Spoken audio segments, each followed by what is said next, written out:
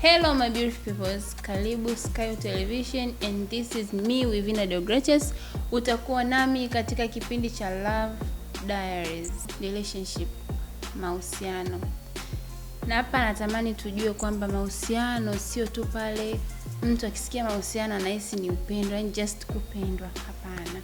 Katika mahusiano kuna vipindi mbalimbali na leo naenda kuongelea vipindi 4 vya mahusiano. Kipindi cha kwanza ni pale mtu good morning text, late night calls, kitu kidogo tu mtu anatabasamu. Haukumpoteza mtu bali umejipata. At that stage you need to think.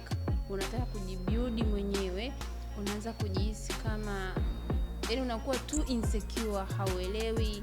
Katika stage hii ni pale ambapo hamjui, hauelewi kama hivi bado tuko sawa au ni vile tumezoeana tu, yani mnaenda yani imradi yani bora liende.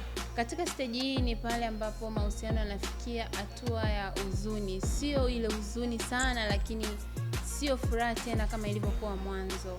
Mnaamua either to break up au kudumisha uhusiano wenu. Ili usipitwe na kipindi cha aina yoyote kile katika kipindi chetu cha Love Diaries, usisahau kusubscribe, comment, like, follow kwenye channel zetu za Instagram, TikTok, YouTube na Facebook.